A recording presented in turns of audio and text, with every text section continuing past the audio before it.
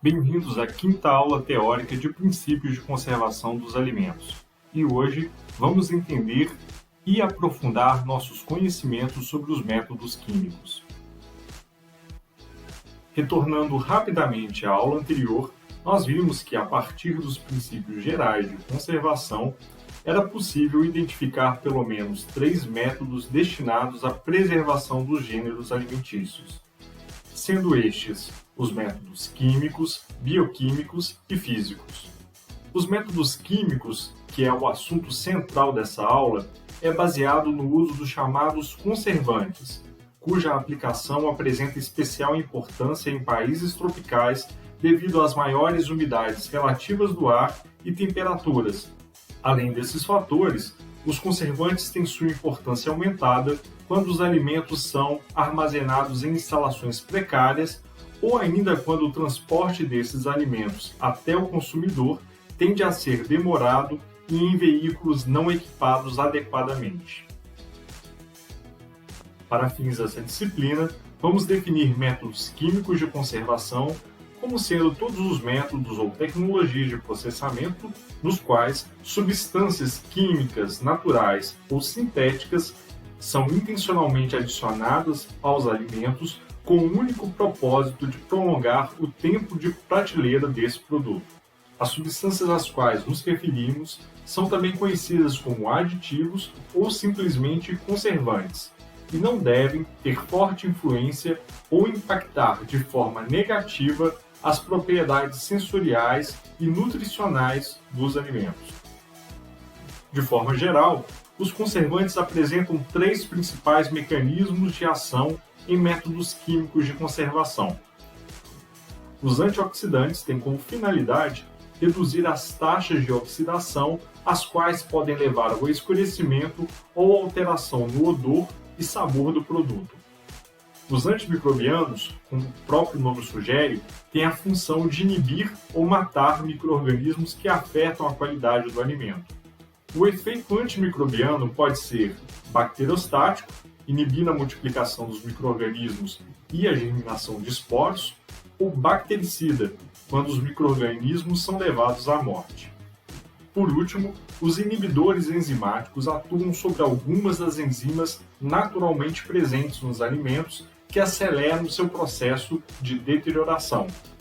Um exemplo disso é a batata, que se escurece pela oxidação de compostos fenólicos mediada pelas enzimas peroxidase e polifenol-oxidase.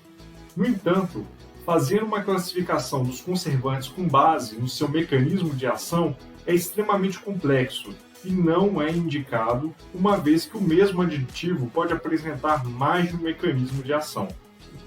Os ácidos orgânicos, por exemplo, podem ter ação antimicrobiana e, ao mesmo tempo, inibir a ação de enzimas, ou ainda reduzir as taxas de oxidação de determinados compostos. Uma vez que a classificação dos conservantes pelo seu mecanismo de ação não é o mais indicado devido ao amplo espectro de ação de algumas substâncias, uma classificação baseada na composição química dessas substâncias pode ser mais assertiva. Existe uma infinidade de conservantes com potencial de aplicação em alimentos. No entanto, os mais usados pela indústria são sais de ânion cloreto, como o cloreto de sódio e potássio. Também são usados ácidos orgânicos e seus derivados, nitritos e nitratos, dióxido de enxofre e seus derivados, e também bacteriocinas, peptídeos e algumas proteínas com atividade antimicrobiana. E agora, vamos começar pelo conservante mais usado e conhecido, o cloreto de sódio. O cloreto de sódio é um dos conservantes mais antigos empregados na preservação de carnes, vegetais e peixes. Antes do desenvolvimento dos sistemas de refrigeração, a conservação dos alimentos pela salga era tão importante que o sal era considerado um item de grande valor. Na Roma Antiga, os soldados recebiam o sal como forma de pagamento pelos serviços prestados ao Império. Essa forma de pagamento deu origem à palavra salário, que conhecemos hoje. Atualmente, o sal não tem o mesmo valor, mas ainda é amplamente usado pela indústria de alimentos para melhorar o sabor, aumentar a retenção de água em produtos e, é claro, na conservação por meio de salmouras e a própria salga. No entanto, a conservação de alimentos pela salga altera consideravelmente as características in natura dos alimentos, e isso é um dos fatores que limitam a ampla utilização dessa substância. Outro fator de importância é que o consumo de sódio pode ser prejudicial à saúde, e nesse sentido, a indústria de alimentos tem procurado substitutos para o cloreto de sódio, como ervas desidratadas e o cloreto de potássio. O cloreto de sódio ou sal de cozinha é normalmente usado em conjunto ou em combinação com outros métodos de processamento. O mecanismo de ação do sal sobre os micro-organismos está diretamente relacionado à redução da atividade de água. Uma vez que o sal se dissocia em cátion e ânion, os mesmos ficam rodeados por moléculas de água, que ficam aprisionadas por meio de forças do tipo íon dipolo. Esse tipo de interação química acontece quando a carga parcial negativa do átomo de oxigênio da água é atraída pelo cátion, e as cargas parciais positivas dos átomos de hidrogênio são repelidas. Dessa forma, as moléculas de água se aglomeram ao redor do cátion e, se pudéssemos enxergar essa interação em nível atômico, o que veríamos seria os átomos de oxigênio apontados para o interior e os átomos de hidrogênio apontados para o exterior, como representado aí para vocês. Por outro lado, para o ânion cloreto, os átomos de oxigênio da água se voltam para o exterior, pois são repelidos eletricamente. Enquanto isso, os átomos de hidrogênio se voltam para o interior. A consequência da interação química entre cátion e ânions com as moléculas de água é que, em certo nível, essas últimas tornam-se indisponíveis para reações enzimáticas, transporte de nutrientes pelas células e outras funções metabólicas. Além de indisponibilizar a água, o sal também está associado a efeitos osmóticos, limitação na solubilidade do oxigênio e a modificação do pH. Para entendermos melhor o efeito osmótico, vamos analisar o que acontece com a célula. Em um primeiro momento, o sal torna indisponível a água do alimento, e dessa maneira a célula microbiana encontra-se em um ambiente hipertônico. Isso cria uma diferença de pressão osmótica através da membrana celular e, por osmose, a água citoplasmática migra para o meio extracelular na tentativa de equilibrar as pressões osmóticas intra- e extracelular. Caso a migração das moléculas de água aconteça de forma abrupta, isso pode levar a uma desorganização irreversível da membrana citoplasmática ou até mesmo provocar a sua ruptura. A consequência direta desses eventos é a morte do micro-organismo. Por outro lado, se a movimentação das moléculas de água através da membrana ocorrer de forma gradativa, a célula microbiana pode sofrer uma série de injúrias que resultam na paralisia das suas atividades metabólicas ou, em casos mais extremos, a sua inativação. Quando as células são desidratadas até um baixo teor de água, uma série de componentes celulares, como DNA, RNA e proteínas, são afetados.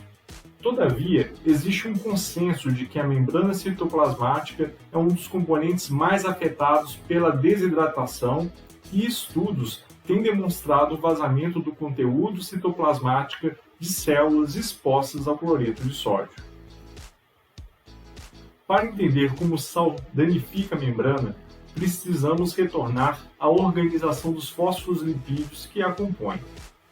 Os ácidos graxos microbianos mais comuns têm entre 14 e 20 átomos de carbono, o que equilibra corretamente as necessidades de estabilidade e fluidez das membranas. A fluidez é essencial para a manutenção da coesão da estrutura lipídica, inserção, movimentação e função das proteínas incorporadas. A estabilização das bicamadas lipídicas é mantida pelo equilíbrio de forças mútuas entre a atração de Van der Waals e as forças repulsivas, como repulsões de camada dupla e hidratação. Consequentemente, as estruturas da bicamada lipídica são termodinamicamente instáveis e facilmente perturbadas. Em membranas no seu estado normal, os fosfolipídios são hidratados e adsorvem várias quantidades de água dependendo do tipo de fosfolipídio. A remoção de água aumenta a oportunidade de interação de Van der Waals entre as cadeias de hidrocarbonetos, o que compromete a organização dos fosfolipídios e interfere diretamente na fluidez da membrana. O conjunto de alterações provocadas pela presença do sal altera a capacidade seletiva da membrana, potencializa a formação de poros e compromete o transporte de nutrientes mediados por proteínas transmembranares. A produção de ATP e a divisão celular também são afetados pela presença de sal. Após o cloreto de sódio, a classe de conservantes mais utilizada é a dos ácidos orgânicos e seus derivados, os quais podem ser sais, ésteres e alguns outros. Esses ácidos atuam com um duplo propósito, são tanto acidulantes quanto conservantes. Como exemplo, o ácido fosfórico é usado em refrigerantes para reduzir o pH. O ácido acético promove sabor azedo em maionese e molhos de salada. O ácido lático dá o sabor característico do iogurte e chucrute. Os ácidos orgânicos são ácidos fracos que inibem a multiplicação de bactérias e fungos, além de inibir a germinação de esporos de certas bactérias. Os ácidos fracos são mais efetivos que os ácidos fortes como agentes antimicrobianos. E para entendermos como esses mesmos atuam, devemos relembrar alguns conceitos de química. Em solução, os ácidos ocorrem em equilíbrio entre os estados dissociado e não dissociado em função do pH.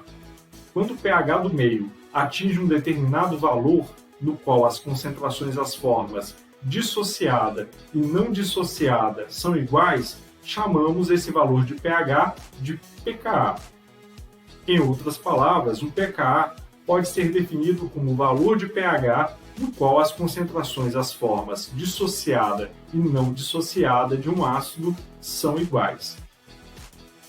Em um alimento cujo pH é menor que o valor de pKa, predomina-se a forma não dissociada do ácido orgânico. Do contrário, caso o pH for maior que o valor de pKa, prevalece a forma dissociada do ácido.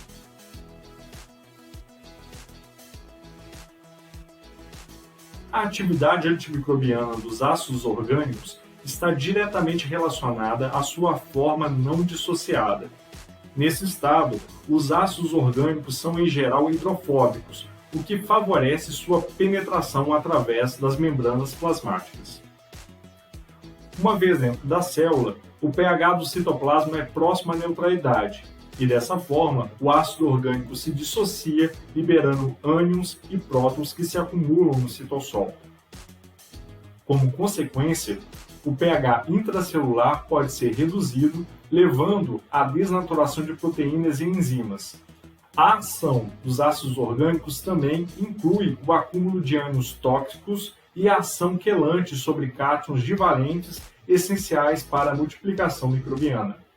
Para ácidos mais hidrofóbicos com cadeias maiores, como é o caso dos ácidos sórbico e benzoico, a ação inibitória pode estar associada à presença de ácidos graxos livres dissolvidos na membrana, o que também compromete a sua fluidez. Outros possíveis mecanismos de inibição incluem a interação entre os ácidos orgânicos e algumas enzimas. No caso dos ácidos fortes, mesmo em alimentos ácidos, os mesmos encontram-se totalmente dissociados, aumentando as concentrações de prótons fora da célula. Isso pode ser adverso para o micro-organismo, uma vez que afeta as paredes celulares, as membranas bacterianas externas e as proteínas de membrana superficial. Os prótons, entretanto, são insolúveis em lipídios e se difundem lentamente através das bicamadas fosfolipídicas, não afetando os micro-organismos a partir de mudanças no nível de pH citoplasmático. Apesar dos ácidos fortes causar injúrias às estruturas celulares, esses danos são menos severos quando comparados com aqueles causados pelos ácidos fracos. A grande vantagem do uso de ácidos orgânicos na conservação dos alimentos é a aceitação por parte do consumidor que não enxerga essas substâncias como conservantes, mas como um ingrediente do próprio alimento. Por outro lado, sua principal limitação está relacionada ao fato dessas substâncias serem efetivas apenas a baixos valores de pH, e por isso, sua utilização não é aconselhada em alimentos de baixa acidez. Até aqui, discutimos como os ácidos orgânicos atuam sobre os agentes microbianos de deterioração. Mas não podemos esquecer que a deterioração também pode ser causada por agentes químicos e bioquímicos. Um tipo de deterioração muito comum em frutas, vegetais e em alguns frutos do mar é o escurecimento enzimático. Este problema é de considerável importância para a indústria de alimentos, pois influencia em muito a qualidade nutricional e a aparência. Além disso, o escurecimento enzimático reduz a aceitabilidade do consumidor e, portanto, resulta em um impacto econômico significativo para os produtores de alimentos. Estima-se que mais de 50% da perda em frutas e vegetais ocorre como resultado do escurecimento enzimático e, em particular, frutas e vegetais tropicais e subtropicais. O escurecimento enzimático é mediado pela polifenol oxidase, ou PPO. Essa enzima pertence a um grupo de proteínas de cobre que catalisa reações de oxidação de compostos fenólicos, resultando na formação de quinonas. As quinonas, por sua vez, se condensam rapidamente, produzindo polímeros marrons relativamente insolúveis, conhecidos como melaninas. Quando o tecido vegetal é danificado, ocorre a ruptura de plastídeos e a PPO é liberada. Essa enzima entra em contato com os compostos fenólicos liberados pela ruptura dos vacúolos e esse é o gatilho para o escurecimento enzimático em vegetais. Os principais inibidores de PPO incluem ácidos carboxílicos aromáticos, como os ácidos benzoico, cinâmico e seus derivados. Observa-se também que o ácido cítrico pode funcionar como inibidor de PPO por meio de sua ação quelante. Já o ácido ascórbico pode inibir a PPO por meio de sua especificidade a resíduos de histidina presentes nessa enzima. O uso de acidulantes é outra abordagem amplamente utilizada no processamento de alimentos para reduzir o escurecimento enzimático. Os ácidos naturalmente presentes em alguns alimentos, como o ácido ascórbico, o ácido cítrico e o málico, mudam o pH do alimento para 3 ou menos. Em geral, a PPO presente em frutas e vegetais é mais ativa na faixa de pH de 4 a 8. Portanto, a atividade da enzima diminui drasticamente em um ambiente mais ácido. A acidez é responsável por diminuir a forte ligação da enzima ao seu sítio ativo de cobre. Como vimos, uma das grandes desvantagens da utilização dos ácidos fracos é a sua dependência ao pH do meio. De forma geral, os conservantes têm a sua ação aumentada ou reduzida em função do pH. Todavia, os parabenos é uma exceção à regra. Os parabenos pertencem a um grupo de moléculas esterificadas de ácido hidroxibenzoico na posição C4 e são usados como conservantes alimentares, farmacêuticos e cosméticos. Comercialmente, os parabenos são sintetizados artificialmente através da esterificação do ácido hidroxibenzoico com grupos metila, etila, propila, butila, epitila e benzila. Embora os parabenos de cadeia longa sejam mais efetivos contra micro-organismos, eles também exibem menor solubilidade em água, Isso faz com que os metil e propilparabenos de cadeia mais curta sejam de maior utilização para aplicação em alimentos. Os parabenos são eficazes contra a proliferação de fungos em concentrações muito mais baixas do que os ácidos fracos, embora sejam menos ativos contra bactérias, especialmente as gram-negativas. Ao contrário do ácido benzoico, do qual são derivados, os parabenos retêm sua eficácia em níveis de pH de até 8, tornando-os um agente antimicrobiano de amplo espectro de ação e uma escolha popular para uso em alimentos próximos à neutralidade. Em uma evidência foi mostrada ligando os parabenos a um alvo específico, mas os resultados experimentais sugerem que eles agem sobre a membrana celular e afetam a funcionalidade das enzimas. Os possíveis mecanismos incluem interações com proteínas membranares e a geração de distúrbios na bicamada lipídica. Os nitritos e nitratos de sódio e potássio fazem parte dos sais de cura juntamente com cloreto de sódio. Estes são injetados na forma de solução em pernis, palhetas e outros produtos cárneos. Os nitritos e nitratos melhoram a cor, sabor e textura e funcionam como antioxidante nesses produtos. Esses compostos reagem com o pigmento da carne, a mioglobina, para formar a cor característica da carne curada. Apesar do perigo de toxicidade pela formação da metahemoglobina e nitrosamina, esses compostos ajudam a evitar o crescimento de Clostridium botulinum, fator importante na segurança de produtos cárneos curados. O nitrato, por exemplo, é usado na produção de queijo tipo Gouda para prevenir a formação de gás por bactérias que formam ácido butírico. Acredita-se que o íon nitrito exerça sua ação sobre o fosfoclástico sistema de enzimas que causa a conversão do piruvato em acetato, sendo esta uma fonte de ATP. A evidência desse envolvimento vem do fato de que, na presença de nitrito, a concentração de ATP na célula diminui rapidamente e o piruvato é excretado. Em bactérias aeróbias, o ferro M da citocromo oxidase também é um alvo provável para o óxido nítrico. O dióxido de enxofre e sais de sulfito solúveis são agentes antimicrobianos e antioxidantes responsáveis por inibir enzimas e reações não enzimáticas, como a reação de Maillard. Os sulfitos são mais comumente aplicados em bebidas alcoólicas e não alcoólicas, frutas e vegetais. Na produção de vinho, os sulfitos inibem a produção de bactérias produtoras de ácido acético e outros micro-organismos deterioradores, enquanto que as leveduras que fazem a fermentação alcoólica não são afetadas por esses compostos. Além disso, essas substâncias podem ser aplicadas a frutas e vegetais desidratados, evitando a oxidação e o desenvolvimento microbiano. Assim como nos ácidos orgânicos, a ação dos sulfitos também é pH dependente. Todavia, esses compostos são eficazes contra bactérias gram-negativas. Esta vantagem é empregada em produtos cárneos para evitar o crescimento de patógenos.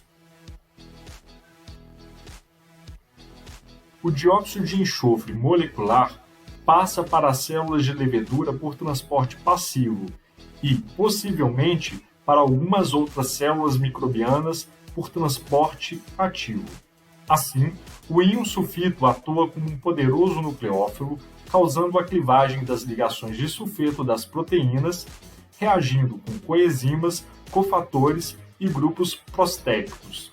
Consequentemente, uma ampla gama de enzimas metabólicas é inativada e as proteínas estruturais que contêm ligações de sulfeto podem ser desnaturadas. Antes da morte das células de levedura tratadas com sulfito, ocorre uma rápida diminuição no conteúdo de ATP. Isso é atribuído à inativação da gliceraldeído 3-fosfato desidrogenase por espécies de sulfito.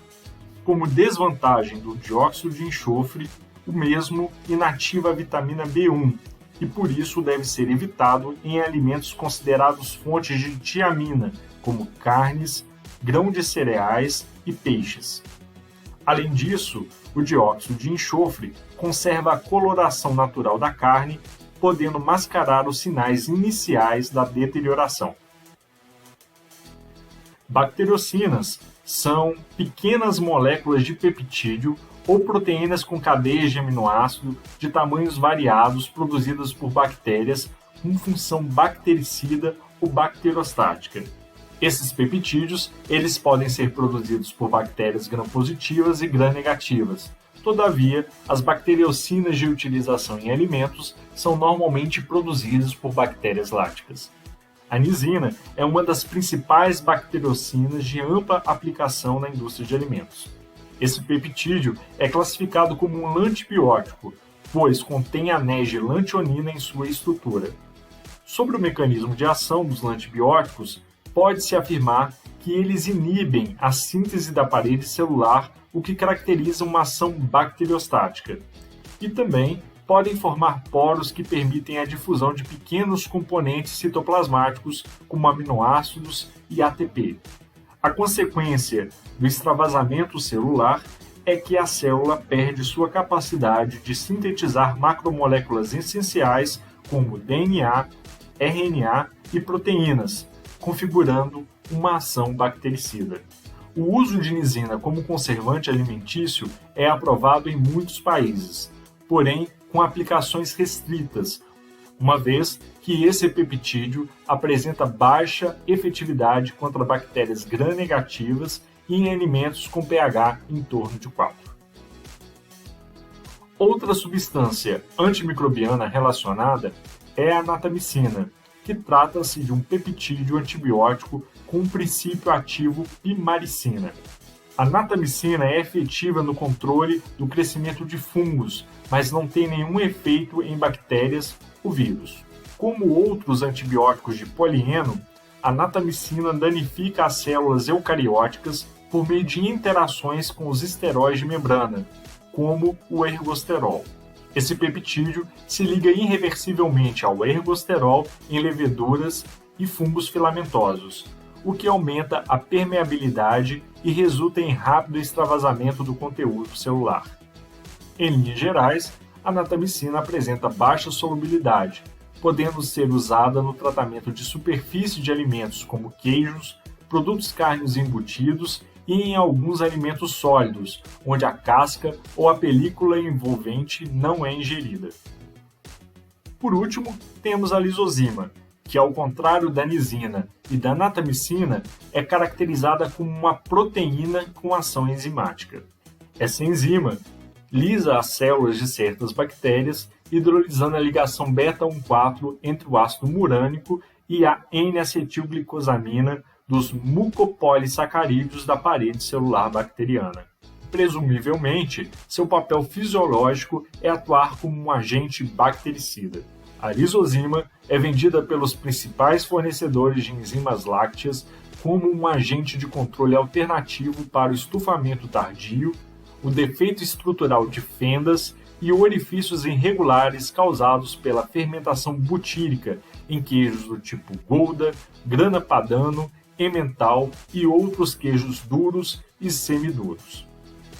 Como vimos, muitos conservantes são multifuncionais e permitem estender a vida útil do alimento por meio da inibição da oxidação, escurecimento ou reações enzimáticas, além, é claro, de garantir a segurança ao inibir ou matar patógenos, bem como os micro-organismos deterioradores. Devemos ter em mente que não existe um conservante eficaz para todos os tipos de alimentos e que, atualmente, poucos conservantes são permitidos para o uso. Algumas dessas substâncias são veiculadas a doenças e distúrbios, como o autismo e obesidade. Outros, como o nitrato de potássio, é relacionado ao câncer por potencializar a formação de nitrosaminas em alimentos. Diante do grande desafio de preservar os produtos alimentícios por mais tempo, os conservantes químicos vêm sendo cada vez mais rejeitados pelos consumidores que têm optado por alimentos mais próximos ao natural e com rótulos cada vez mais limpos. Se quiser saber mais sobre esse assunto, aqui estão algumas referências. Vamos finalizando essa aula e, para fixar o conhecimento, não se esqueça dos exercícios na descrição desse vídeo. Até a próxima!